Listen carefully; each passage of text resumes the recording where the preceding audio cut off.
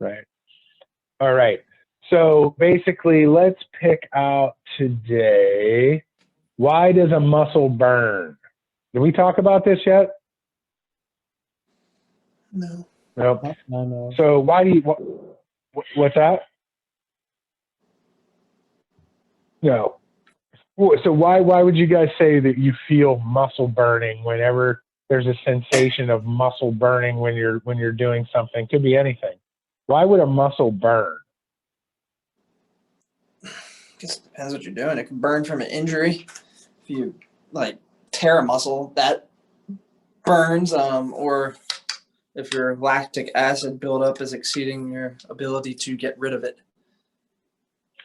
So good. I'm glad you brought that up. So that's a traditional thought that lactic acid actually causes the sensation of muscle burning, right? So it definitely can contribute to some fatigue, right? And most of it, what happens is that your body actually gets better at using lactic acid, right, as a substrate in terms of, exercise physiology and conditioning. But what it makes you have to ask is, it's like, well, why would lactic acid give you a sensation of burning? Right. And I like what Mike led with, because in PT especially, we think about burning when it comes to injuries. Right. So structurally, right, physiologically, how would, even let's imagine that lactic acid was the thing that was causing the burning. What is in place there where your burning would actually become, to your sensory awareness through a lactic acid type of model? And I'll get to the point, right? Is that there really isn't, right? I again, this comes back to my experience at the University of Cincinnati. I had the guy who was the head of the physiology department. He was the PhD professor of the physiology department at Cincinnati. And I asked him this question. He was like, "Oh, that's a really good point, Lyneil. I don't know. There's really no, physiological mechanisms that really would allow you to perceive some type of sensation from the cellular level through lactic acid. You're not going to feel it from ischemia necessarily because of that, not from the cellular level. There's no mechanism to do that, right? So now if I was going to, if I had a patient here right now and I said, hey, what type of pain are you experiencing? And they said, I'm feeling burning right here. What immediately comes to mind when you think of burning? Like what structure of the body? What's that? Oh, I was going to say like a neuropathic almost kind of pain. Right, exactly, right? So we know that nerves cause a burning sensation, right? But then when we come back to exercise, we completely forget about the nervous system, right? So what happens when I exercise? I increase muscle recruitment, right? I increase my facilitation of my motor units. My nerves start going crazy. And in my theory that I have, I believe that what you're feeling is the electrical processes of the muscle recruiting, and you're feeling a similar burning sensation that you would feel whenever it's the same idea whenever you have a pathology and the nerves are starting to get excited. Now, this is just one of my anecdotal things that I believe in. Like I think I told you guys, I believe that the growth plates are also an issue with ACL tears and why girls tear their ACLs. I've never seen anything. It never was a part of my research or anything like that. But just trying to have a logical kind of deductive reasoning, that's a big change that happens around, late puberty for girls, where their growth plates close. For boys, they happen quite a bit later, a few years later. And it has to have some type of effect on the viscoelastic properties of the connective tissue system and the musculoskeletal system, which is ultimately going to lead to changes in the neuromuscular system as well. So coming back to this burning thing, I really believe that that's what's going on. So again, these are kind of the things in this movement awareness thing that I'm throwing out here that are some anecdotal things as well. What do you guys think about that?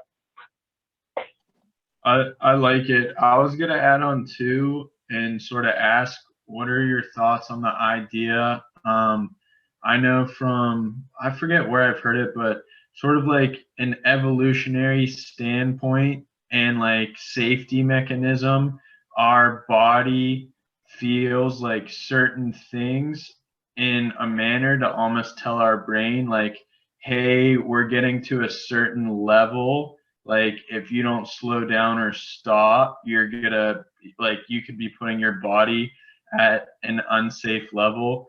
And just like the idea, like I think of it like Sure. running a mile, that when you're running a mile and your lungs are like burning, like if you're burning like your first lap around, like you're not pushing through it because you got like 3 more laps, like you don't know how much more you can take. But when you're on like your last mile, you're able to just be like, all right, like I know I'm going to be done soon, and you can sort of push through it. And I guess if there's a question there, I guess it's just sort of what your thought is on that sort of idea of that response being a mechanism, almost as like a safety precaution for our bodies. Like, hey, caution, like you're working your body really hard. It's not used to working like this. If you keep going at this pace, like something bad could happen. Yeah, it's interesting, right? Because that's like a fundamental thing in fitness. Mike, were you going to say something there? No, I was just kind of reiterating. He's just Okay. like sort of like it's like a protective mechanism. Maybe we Right. can't physiologically explain it right now, but I wasn't trying to cut you. I what's that? No, I said I wasn't trying to cut you off. I'll keep going. Yeah.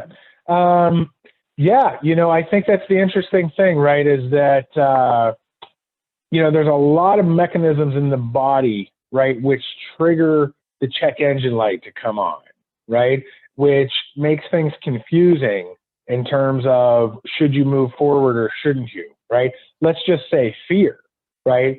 And the interesting thing is, basically, we know that we have a spectrum where there's like healthy fear, and then you have this irrational level of fear, right? So basically, I think it becomes like a sort of an issue with mastery versus also coming back to having somebody be able to mentor you through the process early on. When you're trying to figure this type of stuff out for yourself, you can only be so aware, but you're going to lose efficiency in your timing and all of those types of things by guessing. So having somebody like a physical therapist or a trainer guide you through the process because they've done it before and they know that sensation is okay. And then why I come back to this too is, how many people, and it could go both sides, right? How many people can you coach through that process where all you have to do is say, oh, no, that's fine. That's normal. That's what you're supposed to feel, right?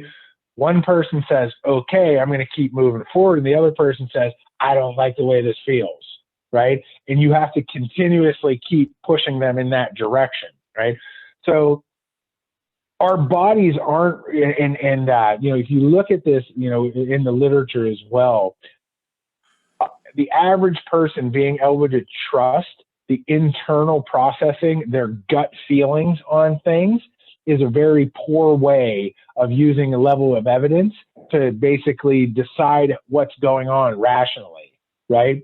The challenge is, like you're saying, Noah, again, another challenge behind this is, if you want to improve your performance, you got to push through, right, to do this. But at the same time, if it's not your goal to improve performance, then any, level of discomfort that you're going to feel, you're going to recognize that as something that's bad and typically not move forward with it, trying to push through it. And you're right. Maybe you're probably better off doing that until you can get to somebody that, could possibly tell you whether it's okay or not, right? Or being able to get to a situation where you eventually master the understanding behind that and you master your body. Now, I can tell you this right now, coming back to the burning sensation, the reason why I started thinking about this was when I started using the ISO machine early on.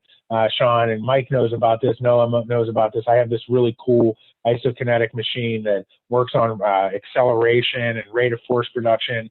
And Noah and Mike could probably chime in on this too. But when you first start using it, it makes you burn like crazy. Oh, right? short press is the worst.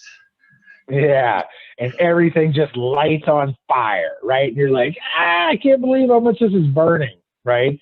And basically, as you continue to do it, at least from my experience, I just got less and less and less burning, right? And over the years now where I barely get any burning. And my argument, and I used to kind of dream about this, you know, am I like using my entire brain? Am I using all the, you know, motor units in my body now where I'm getting more access, right, to my potential? Which, you know, one of the things that I want to talk about here coming up is PNF and proprioceptive neuromuscular facilitation. And one of the quotes from one of the founders of it was that he believes that everybody, especially people that have disabilities, have more room for improvement, right? They just don't know how to improve, right? And that's one of the basic tenets of their system, whether it's for healthy people or especially people that have disabilities and dysfunction. So this dream of being able to, you know, completely self-actualize and self-express, you know, again, coming back to the Bruce Lee thing, that was you know, his dream was, you know, how can you fully self-express physically, right? In totality. You watch some of his old videos and stuff, he talks about it. And it's almost like eerie because it's like this really cool fantasy, almost like this dream